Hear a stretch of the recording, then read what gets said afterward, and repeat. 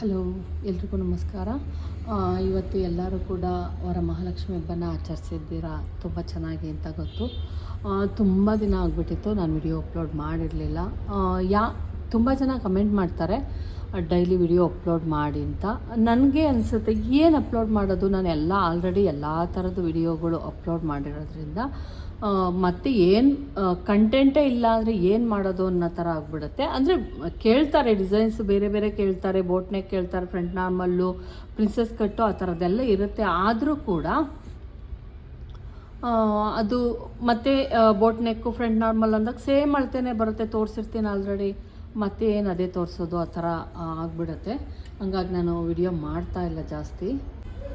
ಈಗ ರೀಸೆಂಟಾಗಿ ತುಂಬ ಏನಪ್ಪ ಅಂದರೆ ಸ್ಕ್ಯಾಲಪ್ ಸ್ಟಿಚ್ ಮಾಡಿಸ್ಕೊತಾರೆ ಫ್ರಂಟಲ್ಲಿ. ಇದನ್ನು ಸ್ವಲ್ಪ ನೋಡಿ, ಕೆಳಗಡೆ ಮಾತ್ರ ಸ್ಕ್ಯಾಲಪ್ ಮಾಡಿದ್ದೀನಿ, ಮತ್ತು ಇದು ಸ್ಕ್ವೇರ್ ಕೊಟ್ಟು ಸ್ಕ್ಯಾಲಪ್ಪು, ಮತ್ತು ತೋಳಿಗೂ ಅಷ್ಟೇ ಸ್ಕ್ಯಾಲಪ್ ಮಾಡಿದ್ದೀವಿ. ಇದರೊಳಗೆ ಡಬಲ್ ಕೂಡ ಮಾಡ್ಬೋದು. ಸೇಮ್ ಕ್ಲಾತ್ ಬಂದಾಗ ಒಂದು ಸ್ವಲ್ಪ ಕಷ್ಟ ಆಗುತ್ತೆ. ಇದು ಬ್ಯಾಕಲ್ಲೂ ಕೂಡ ಓಪನ್ ಕೊಟ್ಟು ಇಲ್ಲೂ ಕೂಡ ಸ್ಕ್ಯಾಲಪ್ ಮಾಡಿದ್ದೀವಿ. ಇದಕ್ಕೆ ನಾನು ಯಾವುದೇ ಥರದ ಥ್ರೆಡ್ ಪೈಪಿಂಗ್ ಏನೂ ಕೊಟ್ಟಿಲ್ಲ. ಯಾಕಂದರೆ ಇದು ವೇರ್ ಮಾಡಿದಾಗ ಚೆನ್ನಾಗಿ ಕಾಣಿಸುತ್ತೆ. ಇದು ಡಾರ್ಕ್ ಕಲರ್ ಇದೆಯಲ್ಲ, ಸ್ಕಿನ್ ಏನು ವೈಟ್ ಇರುತ್ತೆ, ಆವಾಗ ನಿಮಗೆ ನೋಡಿ ಈ ಥರ ವೇರ್ ಮಾಡಿದಾಗ ತುಂಬ ಚೆನ್ನಾಗಿ ಕಾಣಿಸುತ್ತೆ ಅನ್ನೋ ಕಾರಣಕ್ಕೆ ನಾನು ಇದಕ್ಕೆ ಥ್ರೆಡ್ ಪೈಪಿಂಗ್ ಏನೂ ಕೊಟ್ಟಿಲ್ಲ. ಮತ್ತು ಇನ್ನೊಂದು ಏನಪ್ಪ, ಈ ಥರ ಸ್ಕ್ಯಾಲಪ್ ಡಿಸೈನ್ಗೆ ನಾವೇನು ಥ್ರೆಡ್ ಪೈಪಿಂಗ್ ಮಾಡ್ತೀವಿ, ಇನ್ವಿಸಿಬಲ್ ಮಾಡೋಕ್ಕಾಗಲ್ಲ, ಸ್ವಲ್ಪ ಕಷ್ಟ ಆಗುತ್ತೆ. ಯಾಕಂದರೆ ಈ ಮೂಲೆ ಇರುತ್ತಲ್ಲ, ಇದು ಪರ್ಫೆಕ್ಟಾಗಿ ಕೂರಲ್ಲ, ನಾವು ಔಟ್ ಸೈಡಿಂದಲೇ ಮಾಡಬೇಕು. ಅಂದರೆ ಅದನ್ನು ಥ್ರೆಡ್ ಪೈಪಿಂಗ್ ನೋಡಿ, ಇದನ್ನು ಕೂಡ ನಾವೇನು ಇದನ್ನು ಮಾಡಿದ್ದೀನಿ ಅದನ್ನು ಹೆಮ್ಮಿಂಗ್ ಏನೂ ಮಾಡೋಂಗಿಲ್ಲ, ಅದನ್ನು ಸ್ಟಿಚ್ ಮಾಡಿಬಿಟ್ಟಿದ್ದೀನಿ ನೋಡಿ. ಸ್ಟಿಚ್ ಮಾಡೋ ಥರ ಹೊಲ್ಕೊಂಬಿಡೋದು, ನಾವು ಯಾವುದೇ ಹೆಮ್ಮಿಂಗ್ ಮಾಡೋದಿಲ್ಲ. ಇಲ್ಲಿ ಕೂಡ ನಿಮಗೆ ಯಾವುದೇ ಹೆಮ್ಮಿಂಗ್ ಎಲ್ಲ ಬರಲ್ಲ. ಈಗ ಅದೊಂದು ಏನೋ ಹೆಮ್ಮಿಂಗ್ ಮಾಡ್ದಲೇ ಡೈರೆಕ್ಟ್ ಮಾಡೋ ಥರನೂ ಕೂಡ ಮಾಡ್ತಾಯಿದ್ದೀವಿ ನಾವು. ಇಲ್ಲಿ ಫ್ರಂಟಲ್ಲಿ ನಾನು ಹಂಗೆ ಮಾಡೋಕ್ಕಾಗಲಿಲ್ಲ, ಯಾಕಂದರೆ 2 ಲೇಯರ್ಸ್ ತೊಗೊಂಡಿದ್ದೆ, ಕಪ್ಸೆಲ್ಲ ಹಾಕಿದ್ದೆ. ಇದಕ್ಕೆ ನಾರ್ಮಲ್ ಥರನೇ ಮಾಡಿದ್ದೀನಿ. ಇದಕ್ಕೆ ಮಾತ್ರ ನಾನು ಬ್ಯಾಕಲ್ಲಿ ಆ ಥರ ಮಾಡಿದ್ದೀನಿ, ಡೈರೆಕ್ಟ್ ಲೈನಿಂಗಿಗೆ, ಅಂದರೆ ಲೈನಿಂಗಿಗೆ ಅಟ್ಯಾಚ್ ಮಾಡಿಲ್ಲ, 2 ಲೇಯರ್ಸ್ ಲೈನಿಂಗ್ ತೊಗೊಂಡಿದ್ದೀನಿ ಇಲ್ಲಿ. ಯಾಕಂದರೆ ಕಾಣಿಸುತ್ತೆ ಅನ್ನೋ ಕಾರಣಕ್ಕೆ. ತುಂಬ ತೆಳುವಿದೆ ಬಟ್ಟೆ, ನೀವು ಅಬ್ಸರ್ವ್ ಮಾಡ್ಬೋದು ನೋಡಿ, ತುಂಬ ತೆಳುವಿದೆ ಬಟ್ಟೆ. ಏನಾದರೂ ವೈಟ್ ಹಾಕಿದ್ರೆ ಕಾಣಿಸ್ತಾ ಇತ್ತು. ತುಂಬ ಈಗೇನಪ್ಪ ಅಂದರೆ ಪ್ರಿನ್ಸೆಸ್ ಕಟ್ಟು ಮತ್ತು ಕಪ್ಸ್ ಹಾಕಿಸ್ಕೊತಾರೆ, ಸ್ಕ್ಯಾಲಪ್ ಡಿಸೈನ್, ಇಷ್ಟೇ, ಇನ್ನೇನು ಇಲ್ಲ. ಮತ್ತು ನೀವು ಅಳತೆ ತೊಗೊಬೇಕಾದ್ರೆ ನಾನು ಒಂದು ತೋರಿಸ್ತೀನಿ. ಸಾರಿ, ನಾನು ಜೆರಾಕ್ಸಿಗೆ ತಗೊಂಡೋಗಿದ್ದಾರೆ. ನಂದು ರಾಜಾರಾಣಿ ಕೋಚಿಂಗಲ್ಲಿ ನನಗಿದು ಸಿಕ್ಕಿತ್ತು, ಡಾಟ್ ಯಾವ ರೀತಿ ಹಿಡಿಯೋದು ಅಂತ. ಈ ಡಾಟ್ ಏನಿದೆ ನಿಮಗೆ, ಡಾಟ್ ನಾವು ಸೆಂಟ್ರಲ್ಲಿ ಡಾಟ್ ಹಿಡಿತೀವಲ್ಲ, ಅದು ಕರೆಕ್ಟಾಗಿ ಸೆಂಟರಲ್ಲೇ ಬರೋ ಥರ ನೋಡ್ಕೊಳ್ಳಿ. ನಮ್ಮ ಚೆಸ್ಟ್ ಏನು ಇರುತ್ತೆ ಅದು ಸೆಂಟ್ರಲ್ಲೇ ಬರಬೇಕು. ತುಂಬ ಈ ಕಡೆಗೂ ಬರಬಾರ್ದು, ಈ ಕಡೆಗೂ ಬರಬಾರ್ದು. ಅದನ್ನು ಯಾವ ಥರ ಅಳತೆ ತೊಗೊಳೋದು ಅಂತಲೂ ಕೊಟ್ಟಿದ್ದಾರೆ ಅವರು, ತೋರಿಸ್ತೀನಿ ಒಂದ್ಸಲ ನೋಡಿ. ಅಪೆಕ್ಸ್ ಪಾಯಿಂಟನ್ನು ನೀಟಾಗಿ ನೀವು ಅಳತೆ ತೊಗೊಬೇಕು. ಎಲ್ಲಿಂದ ತೊಗೊಬೇಕು ಅಂದರೆ ನೋಡಿ, ಇಲ್ಲಿ ಕೊಟ್ಟಿದ್ದಾರೆ ನೋಡಿ. ಈ ಥರ ಅಳತೆ ತಗೊಂಡಾಗ ನಾವು ಇಲ್ಲಿ ಅಳತೆ ತಗೊಂಡಾಗ ಇಲ್ಲೇನು ನಮ್ಮ ಚೆಸ್ಟಿನ ಮಧ್ಯದಲ್ಲಿ, ಕಪ್ಸಿನ ಮಧ್ಯದಲ್ಲಿ ನೋಡಿ, ಇದು ಕಪ್ಸ್ ಇದು ಹಾಕಿದ್ದೀವಿ ಅಂದರೆ ಹಿಂಗೆ ಬರುತ್ತೆ, ನೀಟಾಗಿ ಹಿಂಗೆ ಕೂರುತ್ತೆ ನೋಡಿ. ಇಲ್ಲೇನು ಚೆಸ್ಟ್ ಇದೆ ಇದು ಹಿಂಗೆ ಕರೆಕ್ಟಾಗಿ ಕೂರಬೇಕಿದು, ಆವಾಗ ಮಾತ್ರ ನಮ್ಮದು ಕರೆಕ್ಟಾಗಿ ಇದು ಬರೋದು, ಏನು ಕಪ್ಸ್ ಕರೆಕ್ಟಾಗಿ ಕೂರೋದು. ವೇರ್ ಮಾಡಿದಾಗಲೂ ಅಷ್ಟೇ, ಜಾಸ್ತಿ ಈ ಕಡೆಗೂ ಬರಬಾರ್ದು, ಜಾಸ್ತಿ ಈ ಕಡೆಗೂ ಬರಬಾರ್ದು. ಆ ಥರ ಏನು ನಾನು ಪ್ರಿನ್ಸೆಸ್ ಕಟ್ಟು ಹೊಸದಾಗಿ ಏನಾದರೂ ಅಕಸ್ಮಾತು ಬಾಡಿ ಅಳತೆ ತಗೊಂಡಾಗ ಅಂದರೆ ಇದನ್ನೆಲ್ಲ ಫಾಲೋ ಮಾಡ್ತೀನಿ, ಒಂದು ಸ್ವಲ್ಪ ಫಾಲೋ ಮಾಡ್ತೀನಿ. ಶೋಲ್ಡರ್ ನಾರ್ಮಲ್ ತೊಗೊಂಡಾಗ ಎಷ್ಟು ತೊಗೊಬೇಕು, ಮತ್ತು ಲೋಯರ್ ಚೆಸ್ಟು, ಅದನ್ನೆಲ್ಲ ತುಂಬ ಫಾಲೋ ಮಾಡ್ತೀನಿ. ಈಗ ಏನಪ್ಪ ಅಂತಂದರೆ ಇದು ಬ್ಲೌಸ್ ಕೊಟ್ಟೋಗಿದ್ದಾರೆ. ಈಗ ಇದ್ರ ಕಟ್ಟಿಂಗ್ ತೋರಿಸ್ತೀನಿ ನಾನು. ಇವೆರಡು ಸ್ಟಿಚಿಂಗ್ ಆಗಿದೆ. ಮತ್ತು ಇದೊಂದು ಏನಪ್ಪ ಅಂದರೆ ಈಗೆಲ್ಲ back boat neck, front normal ಆ ಥರ ಮಾಡ್ತಿದ್ದಾರೆ. ಮತ್ತು ಇದು ವರ್ಕ್ ಅವರೇ ಕೊಟ್ಟಿರೋಂತಹ ಡಿಸೈನ್, ವರ್ಕ್ ಮಾಡಿಸ್ಕೊಂಬಂದಿದ್ದೀನಿ ಆಲ್ರೆಡಿ. ವರ್ಕು ಹೆಮ್ಮಿಂಗ್ ಹುಕ್ಸು ನೋಡಿ, ಇಲ್ಲಿ ಬಾರ್ಡರ್ ಕೊಟ್ಟಿದ್ದೀನಿ. ಇದಕ್ಕೆ ಯಾವುದೇ ಒಂದು ಇದಿಲ್ಲ, ಇನ್ನೂ ಹೆಮ್ಮಿಂಗ್ ಹುಕ್ಸು ಮಾಡಿಲ್ಲ, ಮಾಡಬೇಕು, ಮಾಡಿ ಕೊಡಬೇಕು. ಫ್ರಂಟಲ್ಲಿ ಎಲ್ಲ ಏನು ಈ ಥರ ಬಾಕ್ಸ್ ಕೇಳ್ತಾರೆ.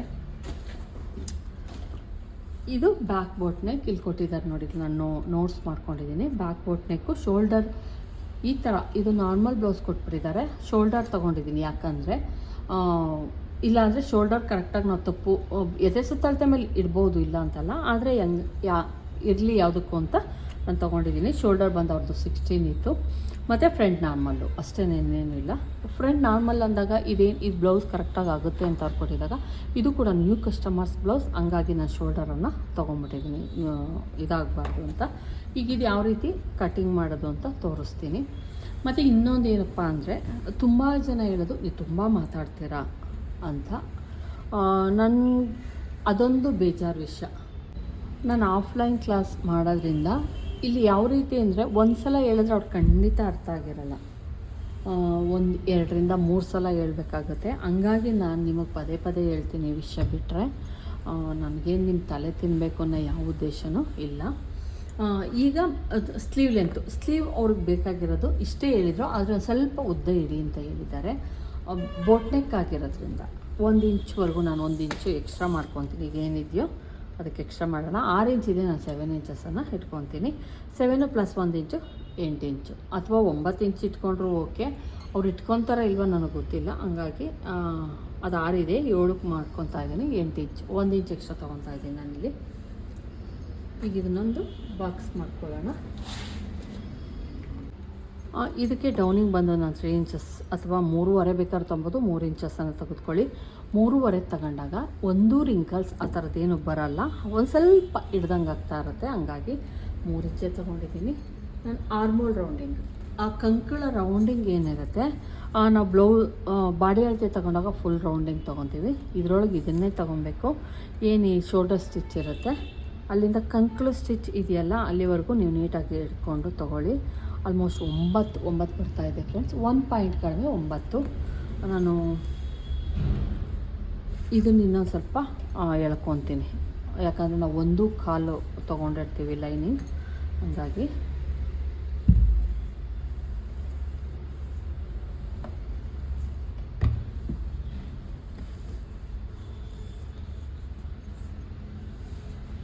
ಇಲ್ಲಿಂದ 1 ಪಾಯಿಂಟ್ ಕಡಿಮೆ 9 ಇಂಚ್ಗೆ ನಾನಿಲ್ಲಿ ಮಾರ್ಕನ್ನು ಹಾಕ್ಕೊತಾ ಇದ್ದೀನಿ. ಎಷ್ಟಿದೆಯೋ ಅಷ್ಟೇ ಹಾಕ್ಕೊಳ್ಳಿ, ತೊಂದರೆ ಇಲ್ಲ. ಅದನ್ನು ನೀಟಾಗೊಂದು ಶೇಪನ್ನು ಹಾಕ್ಕೊಂಬಿಡೋಣ. ನೀಟಾಗಿ ಎಳ್ಕೊಳ್ಳಿ. ನೀವು ಪ್ರಾಕ್ಟೀಸ್ ಮಾಡ್ತಾ ಅದು ನೀಟಾಗೆ ಬರುತ್ತೆ. ಇಲ್ಲಿಂದ ತೋಳಿನ ಮುಂಭಾಗ ನಾನು ಸ್ವಲ್ಪ ಇದು, ಯಾಕಂದರೆ ನಾನು ಚೂರು ಉದ್ದ ತೊಗೊಂಡಿದ್ದೀನಲ್ವ ತೋಳು, ಇಲ್ಲಿಟ್ಬಿಟ್ಟು ಹಾಫ್ ಇಂಚ್ ಮೇಲೆ ತೊಗೊಳ್ಳಿ. ಯಾಕಂದರೆ ನಮ್ಮದು ಇದು ಸ್ಟಿಚಿಂಗಿಗೆ ಹೋಗುತ್ತೆ. ಇಲ್ಲಿ ಹಾಕ್ಬಿಟ್ಟು ಸ್ವಲ್ಪ ಒಳಗಡೆ ತೊಗೊತೀನಿ, ಯಾಕಂದರೆ ಇನ್ನೊಂದು ಇಂಚ್ ಎಕ್ಸ್ಟ್ರಾ ಮಾಡಿದ್ದೀನಲ್ಲ ನಾನು ಉದ್ದವನ್ನು, ಸ್ಲೀವ್ ಲೆಂತನ್ನು. ಅದಕ್ಕೆ +2 ಇಂಚಸ್ಸು ಮಾರ್ಜಿನ್ ನಾವೇನು ಬಿಡ್ತೀವಿ ಅದಕ್ಕೋಸ್ಕರ. ಈಗ ಇದನ್ನು ಕಟ್ ಮಾಡೋಣ. ದಯವಿಟ್ಟು ಇಲ್ಲಿ ಮೇಲ್ಗಡೆಗೆ ಹಿಂಗೆ ಮಾಡೋಕ್ಕೆ ಹೋಗಬೇಡಿ. ಸ್ಟಿಚ್ ಹಾಕಿದಾದ್ಮೇಲೆ ಸೈಡಲ್ಲಿ ಫಿಟ್ಟಿಂಗ್ ಕರೆಕ್ಟಾಗಿ ಬರಲ್ಲ.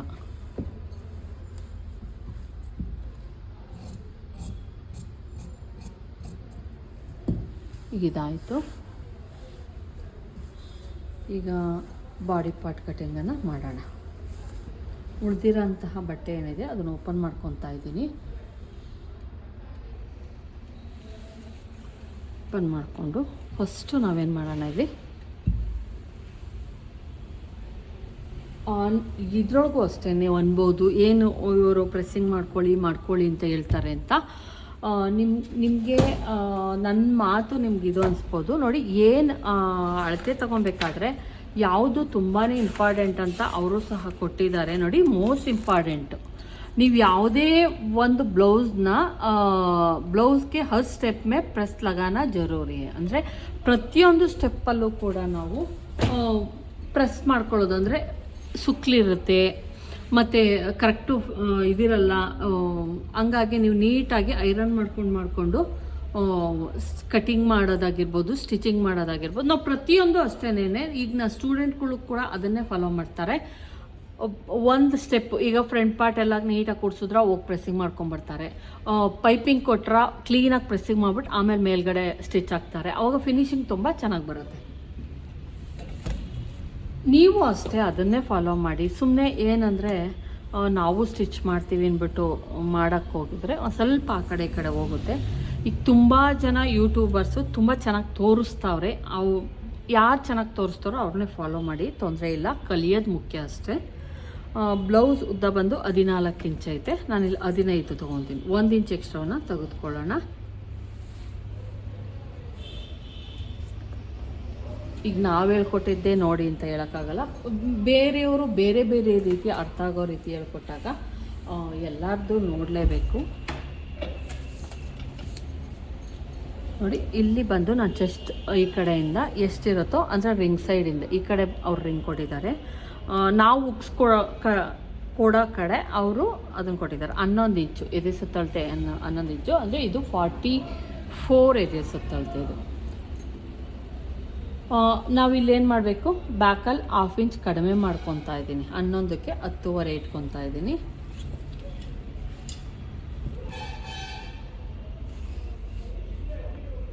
ಬ್ಯಾಕಲ್ಲಿ ಉಕ್ ಕೊಡ್ತೀನಿ ಅಂದಾಗ 1/2 ಇಂಚ್ ಎಕ್ಸ್ಟ್ರಾ ತೆಗೆದುಕೊಳ್ಳಿ. ಬ್ಯಾಕಲ್ಲಿ ಏನು ಉಕ್ಕಿಲ್ಲ ಅಂದರೆ ಪರವಾಗಿಲ್ಲ. ಅವ್ರದ್ದು 8 ಇಂಚು ಶೋಲ್ಡರ್ ಬಂದು 8 ಇಂಚು, 8 ಇಂಚ್ಗೆ ನಾನಿಲ್ಲಿ ಮಾರ್ಕನ್ನು ಹಾಕ್ಕೊತಾ ಇದ್ದೀನಿ. ಅಷ್ಟು ಹಾಕ್ಕೊಬೇಕು ನೀವು ಬ್ಯಾಕ್ ಬೋಟ್ ನೆಕ್ ಅಂದಾಗ. ಇಲ್ಲಿಂದ ಬಂದು ನಾನು 5 ಇಂಚಸ್ಗೆ ಇದನ್ನು ತೊಗೊತೀನಿ, ಏನನ್ನು ತೆಗೆದುಕೊತೀನಿ. ಇಲ್ಲ 5 ಇಂಚು ಶೋಲ್ಡರ್ ಬಂದು 3 ಇಂಚಸ್ ಬರುತ್ತೆ, ಇದು ಬಂದು 5 ಇಂಚ್ ಬರುತ್ತೆ. ಇಲ್ಲಿ ಅವ್ರು ಯಾವುದೇ ಡಿಸೈನ್ ಬೇಕಾದ್ರೂ ಇಡಿ ಅಂತ ಹೇಳಿದ್ದಾರೆ, ನಾನು ಯಾವುದಾದ್ರೂ ಡಿಸೈನ್ ನೋಡ್ಬಿಟ್ಟು ಇಡ್ತೀನಿ ಬ್ಯಾಕಲ್ಲಿ.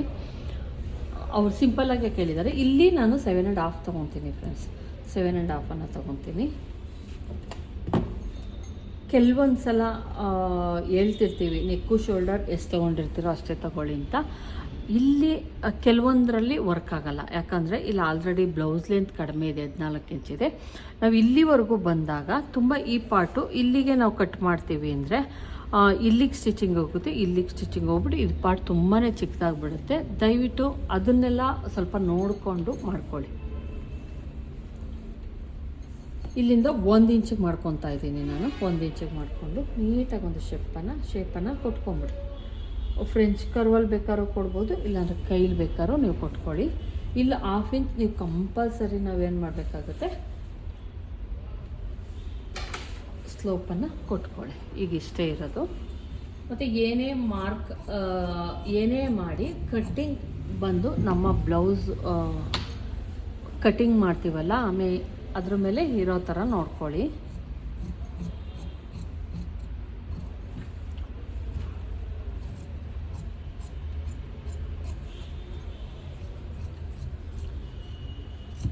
ನೀವೇನಾದರೂ ಈ ಪಾರ್ಟನ್ನು ಕಡಿಮೆ ತೊಗೊಂಡ್ರೆ ಬ್ಯಾಕಲ್ಲಿ ಈ ಪಾರ್ಟಲ್ಲಿ ಟೈಟ್ ಆಗುತ್ತೆ, ಹಾಗಾಗಿ ನೋಡ್ಕೊಂಡು ತೊಗೊಳ್ಳಿ. ಶೋಲ್ಡರ್ ಮಾತ್ರ ಕರೆಕ್ಟಾಗಿರಬೇಕು. ಇದು ಬ್ಯಾಕ್ ಪಾರ್ಟ್ ಆಯಿತು. ಈಗ ಫ್ರಂಟ್ ಪಾರ್ಟ್ ಕಟಿಂಗನ್ನು ಮಾಡ್ಕೊಳ್ಳೋಣ.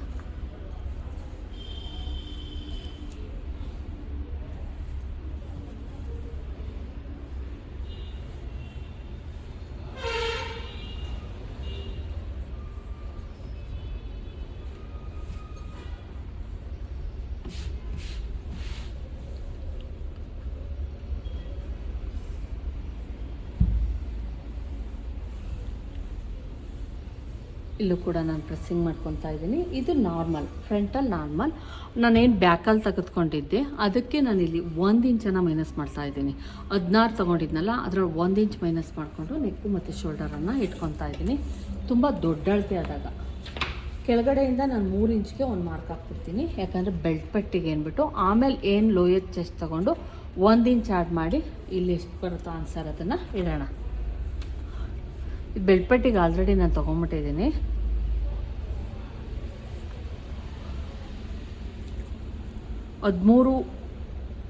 ಹದಿಮೂರು ಕಾಲಿದೆ ಫ್ರೆಂಡ್ಸ್, 13 ಕಾಲು. ನಾನಿಲ್ಲಿ 14 ಕಾಲಿಗೆ ಇಟ್ಕೊತೀನಿ. ಇಲ್ಲಿ ಓಕೆ, ನಮ್ಮದು ಕರೆಕ್ಟಾಗಿ ಏನು ಬೇಕಾಗಿತ್ತು ಅಷ್ಟೇ ಸಿಕ್ಕಿದೆ ಬಟ್ಟೆ. ಈ ಒಂದು ಲೈನ್ ಎಳ್ಕೊತಾ ಇದ್ದೀನಿ, ನಮಗೆ ಬೇಕಾಗಿರೋ ಅಷ್ಟು ಕರೆಕ್ಟಾಗಿ ಸಿಕ್ಕಿದೆ.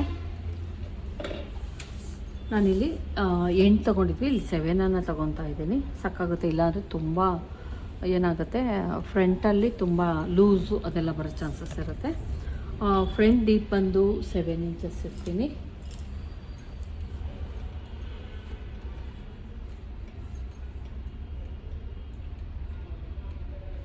ಇವ್ರಿಗೂ ಅಷ್ಟೇ 7 ಇಂಚಸ್ ಇದೆ. ಇವ್ರಿಗೂ ಅಷ್ಟೇ ಫ್ರಂಟಲ್ಲಿ ಸ್ಕ್ಯಾಲಪ್ ಕೊಡ್ತೀನಿ, ಸೇಮ್ ಶೇಪ್ ಇರಬೇಕಂತೆ, ಹಂಗಾಗಿ ಸ್ಕ್ಯಾಲಪ್ ಕೊಡೋಣ. ಇಲ್ಲೂ ಕೂಡ ನಾನು ಯಾವುದೇ ಕಟಿಂಗ್ ಮಾಡಲ್ಲ. ಇಲ್ಲಿ ಬ್ಯಾಕಲ್ಲಿ ನಾನೇನು ಬಿಟ್ಕೊಂಡಿದ್ದೆ 3 ಇಂಚು, ಇಲ್ಲಿ 3.5 ಬಿಟ್ಕೊತೀನಿ. ಯಾಕಂದರೆ ನಮ್ಮದು ಥ್ರೆಡ್ ಪೈಪಿಂಗ್ ಬರುತ್ತೆ, ಹಂಗಾಗಿ 3.5 ಕೊಟ್ಟು ಇನ್ನು 3.5 7 ಇಂಚಸ್ಸಲ್ಲಿ 3.5 ಇದನ್ನು ತೊಗೊತೀನಿ. ಅಕಸ್ಮಾತು ಕ್ಯಾನ್ವಾಸ್ ಯೂಸ್ ಮಾಡ್ತೀನಿ ಅಂದರೆ ಕರೆಕ್ಟಾಗಿ ನಾವು ಬ್ಯಾಕಲ್ಲಿ 3 ಇಂಚ್ ಬಿಟ್ಕೊಂಡಿದ್ವಲ್ಲ ಅಷ್ಟು ಬಿಟ್ಕೊಳ್ಳಿ, ಮಿಕ್ಕಿದ್ದು ಶೋಲ್ಡರ್ಗೆ ಹೋಗುತ್ತೆ, ಅಲ್ಲ ನೆಕ್ಕಿಗೆ ಹೋಗುತ್ತೆ.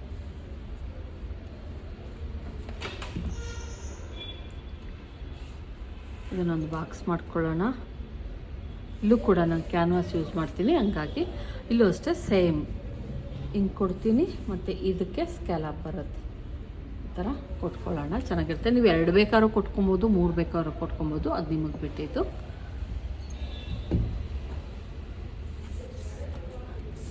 ಇಲ್ಲೂ ಅಷ್ಟೇ 7 ಇಂಚ್ ನಾವು ಬ್ಯಾಕಲ್ಲಿ 7.5 ತೊಗೊಂಡಿದ್ವಿ, ಇಲ್ಲಿ 7 ಇಂಚನ್ನು ಇಟ್ಕೊತಾ ಇದ್ದೀನಿ. ಇದನ್ನೊಂದು ಬಾಕ್ಸ್ ಮಾಡ್ಕೊಳ್ಳೋಣ. ಮತ್ತು ಎದೆ ಸುತ್ತಳತೆ 11 ಇಂಚ್ ಇತ್ತು, ನಾನಿಲ್ಲ 11.5ವರೆಗೂ ನಾನಿಲ್ಲಿ ತೊಗೊತಾ ಇದ್ದೀನಿ. 1/2 ಇಂಚ್ ಎಕ್ಸ್ಟ್ರಾ ಮಾಡ್ತಾ ಇದ್ದೀನಿ.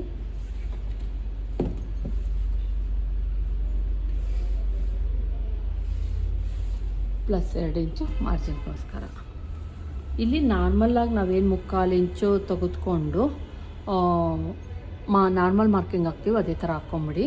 ಮತ್ತು ಟೇಪನ್ನು ಇಟ್ಕೊಳ್ಳಿ. ಟೇಪನ್ನು ಇಟ್ಕೊಂಡು ಮಧ್ಯಕ್ಕೆ ಫೋಲ್ಡ್ ಮಾಡಿ, ಟೇಪನ್ನು ಫೋಲ್ಡಿಂಗ್ ಮಾಡಿ ಮಧ್ಯಕ್ಕೆ ಎಲ್ಲಿಗೆ ಬರುತ್ತೋ ಅಲ್ಲಿಗೆ ನೋಡಿಕೊಂಡು ಅಲ್ಲಿಂದ ನಾವೇನು ಮಾಡಬೇಕಾಗುತ್ತೆ, ಇಲ್ಲಿಂದ 1/4 ಇಂಚು ಅಥವಾ ಅರ್ಧ ಇಂಚ್ಗಿಂತ ಕಡಿಮೆ ಅಲ್ಲಿಗೊಂದು ಮಾರ್ಕ್ ಹಾಕ್ಕೊಂಡು ನೀವು ಈ ಪಾಯಿಂಟು ಮತ್ತು ಈ ಪಾಯಿಂಟು ಮತ್ತು ಈ ಪಾಯಿಂಟನ್ನು ನೀವು ಸೇರಿಸ್ಬೇಕಾಗತ್ತೆ. ಆಲ್ಮೋಸ್ಟ್ ಸ್ಕೇಲ್ ತಗೊಂಡು ಸೇರಿಸ್ಕೊಳ್ಳಿ. ನೋಡಿ, ಇಲ್ಲಿ ಫ್ರೆಂಚ್ ಕರ್ವ್ ಇಟ್ಕೊಂಡಿದ್ದೀನಿ. ಕೆಲವೊಂದು ಸಲ ಏನಾಗುತ್ತೆ, ಫುಲ್ಲು ನಾವೇನು ಮಾಡಬೇಕಾಗುತ್ತೆ, ಇಲ್ಲಿಂದ ಇಲ್ಲಿಗೆ ಫುಲ್ಲು ಸಿಗಲ್ಲ, ಅದು ನೋಡ್ಕೊಂಡು ನೀಟಾಗಿ ನಿಮ್ಗೆ ಎಲ್ಲಿಗೆ ಸಿಗುತ್ತೆ ಅಲ್ಲಿಗೆ ನೋಡ್ಕೊಂಡು ಹಾಕ್ಕೊಳ್ಳಿ. ಇಲ್ಲೂ ಅಷ್ಟೇ ನಾವು ಸ್ಲೋಪ್ ತೆಗಿಲೇಬೇಕು.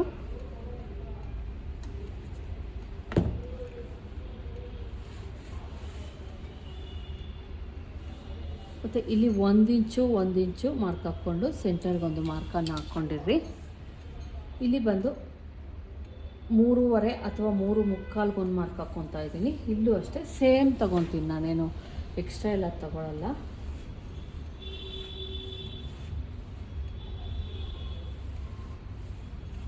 ಇದು ಬಂದು ಬೆಡ್ ಪಟ್ಟಿ. ಮಧ್ಯಕ್ಕೆ ನಾನೊಂದು ಮಾರ್ಕನ್ನು ಹಾಕ್ಕೊತಾ ಇದ್ದೀನಿ.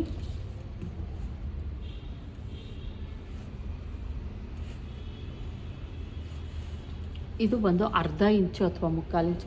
ಅದು ನಾನು ಜೆರಾಕ್ಸ್ ಹಾಕೋಕ್ಕೆ ಕಳಿಸಿರೋದು, ಜೆರಾಕ್ಸಿಗೆ ಹೋಗಿದ್ದೆ, ಬಂದಮೇಲೆ ತೋರಿಸ್ತೀನಿ. ಇಲ್ಲೂ ಕೂಡ ನಾವು 3/4 ಇಂಚನ್ನೇ ಡಾಟ್ ಹಿಡಿಬೇಕು. ಇಲ್ಲಿ 3/4 ಇಂಚ್ ಹಿಡಿಬೇಕು, ಇಲ್ಲಿ 3 ಇಂಚಸ್ಸು ಅಥವಾ ಅವ್ರ ಚೆಸ್ಟ್ ಮೇಲೆ ಡಿಪೆಂಡು. 2.5 ಬೇಕಾ 3 ಇಂಚು ಬೇಕಾ, ಕಂಪಲ್ಸರಿ ನಾವು 1 ಇಂಚು ಡಾಟನ್ನು ಹಿಡಿಲೇಬೇಕು. ಇಲ್ಲಿಂದ 3.5ಗೆ ಒಂದು ಮಾರ್ಕ್ ಹಾಕ್ಕೊತಾ ಇದ್ದೀನಿ. 3 ಇಂಚ್ಗೆ ಮತ್ತೆ ಒಂದು ಮಾರ್ಕ್ ಹಾಕ್ಕೊಂಡು ಏನು 3 ಇಂಚು ಇರುತ್ತೆ ಮಧ್ಯಕ್ಕೆ ಟೇಪನ್ನು ಫೋಲ್ಡ್ ಮಾಡಿಕೊಂಡು ಹೈಟ್ ಕೂಡ 3 ಇಂಚ್ಗೆ ಬನ್ನಿ.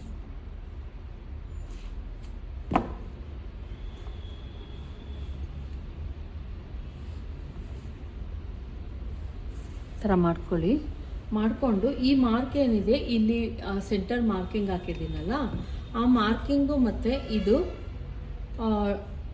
ಲೈನ್ಸ್ ಎರಡೂ ಕೂಡ ಇಲ್ಲಿ ಈ ಮಾರ್ಕಿಂಗು ಎರಡೂ ಕೂಡ ಟಚ್ ಆಗಬೇಕು. ಆ ಥರ ಇಟ್ಕೊಂಡು ಇದು ಕೂಡ ಅಷ್ಟೇ 3.5 ಇಂಚು,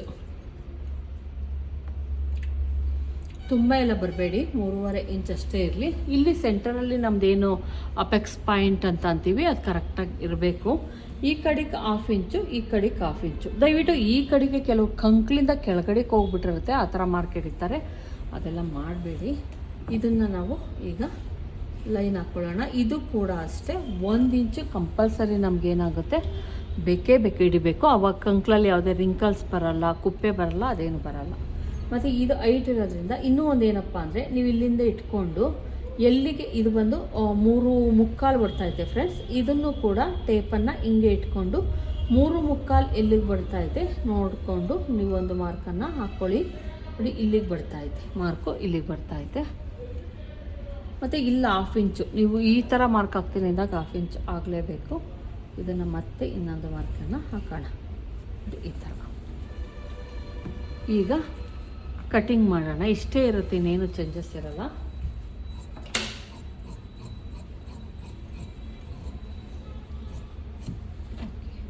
ಇದಾಯಿತು. ಇದಕ್ಕೂ ಕೂಡ ನಾನು ಕ್ಯಾನ್ವಾಸ್ ಕೊಡೋದ್ರಿಂದ ಏನು ಇದು ಮಾಡ್ತಾಯಿಲ್ಲ.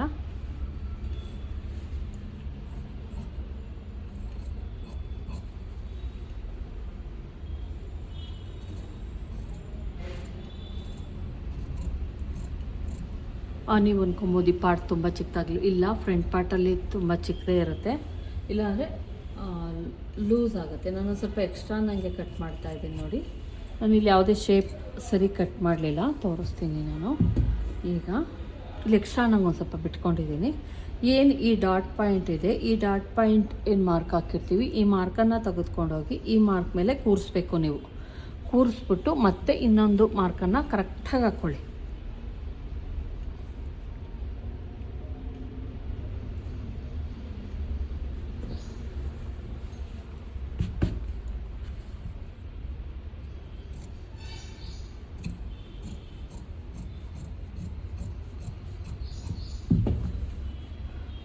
ನಾವು ಸ್ಟಿಚ್ ಮಾಡಿದಾಗ ಕರೆಕ್ಟಾಗಿ ಅದೇ ಥರ ಶೇಪೇ ಬರಬೇಕು ನಮ್ಮ ಕಂಕಳು.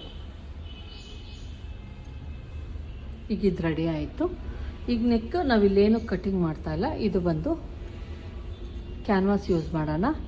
ಇದು ನಮ್ಮ ಫ್ರಂಟ್ ಪಾರ್ಟ್ ಆಯಿತು. ಈಗ ನಮಗೆ ಡಬಲ್ ಪಟ್ಟಿ ಮತ್ತು ಸಿಂಗಲ್ ಪಟ್ಟಿಗೆ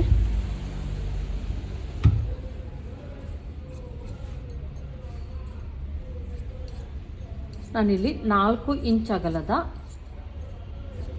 ಬಟ್ಟೆಯನ್ನು ತೆಗೆದುಕೊಂಡಿದ್ದೀನಿ. ಇದು ಬಂದು ರಿಂಗ್ ಮಾಡೋದಕ್ಕೆ ಈ ಥರ ಪ್ರೆಸ್ಸಿಂಗ್ ಮಾಡಿ ಎತ್ತಿಟ್ಕೊಂಡ್ಬಿಟ್ರೆ ನೀವು ಆಮೇಲೆ ನಮಗೇನಪ್ಪ ಅಂದರೆ ಬೇಗ ಸ್ಟಿಚ್ ಮಾಡೋದಕ್ಕೆ ಈಸಿ ಆಗುತ್ತೆ. ಇಲ್ಲಿ ನಾನು ಕ್ಯಾನ್ವಾಸ್ಗೂ ಕೂಡ ನಾನು ಇದರಲ್ಲಿ ಫ್ರಂಟಿಗೆ ಮತ್ತು ಬ್ಯಾಕಿಗೆ ಎರಡಕ್ಕೂ ಬೇಕು, ಹಾಗಾಗಿ ನಾನಿಲ್ಲಿ ಏನಿದೆಯೋ ಅದರಲ್ಲಿ ಯೂಸ್ ಮಾಡ್ಕೊತೀನಿ. ಇನ್ನೊಂದು ಬೆಡ್ ಪಟ್ಟಿ ಬೇಕು, ಅದನ್ನು ಕೂಡ ನಾನಿಲ್ಲಿ ಕಟ್ ಮಾಡ್ಕೊತೀನಿ.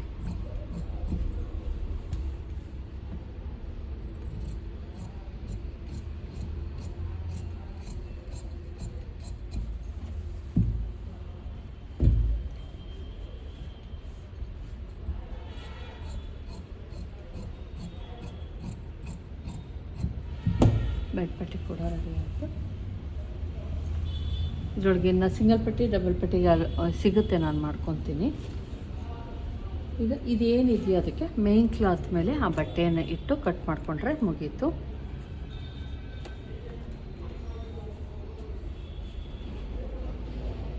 ಕೆಲವೊಂದು ಸಲ ಬಟ್ಟೆ ತುಂಬ ಕಡಿಮೆ ಇರುತ್ತೆ, ಆವಾಗ ಯಾವ ಕಡೆ ಪೀಸನ್ನು ಯಾವ ಕಡೆ ಇಟ್ಕೊಬೇಕು ಅಂತ ಗೊತ್ತಾಗಲ್ಲ. ಬಟ್ಟೆ ತುಂಬ ಇತ್ತು, ಇದು ಜಾಸ್ತಿ ಐತೆ ಫ್ರೆಂಡ್ಸ್. ಯಾವ ಕಡೆಯಿಂದ ಯಾವ ಕಡೆಗೆ ಬೇಕಾದರೂ ಇಟ್ಕೊಂಡ್ರು ನಡೆಯುತ್ತೆ. ಇದ್ರ ಮೇಲೆ ಇಟ್ಕೊಂಡು ನೀವು ಬಟ್ಟೆನ ಇಟ್ಕೊಂಡು ಕಟ್ ಮಾಡ್ಕೊಳ್ಳಿ. ತೋಳಿಗೆ ಮತ್ತು ಬ್ಯಾಕ್ ಪಾರ್ಟ್ಗೆ ಈ ಕಡೆ ಮಾಡ್ಕೊಳ್ಳಿ, ಸೆಂಟ್ರಲ್ಲಿ ಫ್ರಂಟ್ ಪಾರ್ಟಿಗೆ ಮಾಡ್ಕೊಳ್ಳಿ, ಅವಾಗ ಕರೆಕ್ಟಾಗಿ ನಿಮಗೆ ಬರುತ್ತೆ.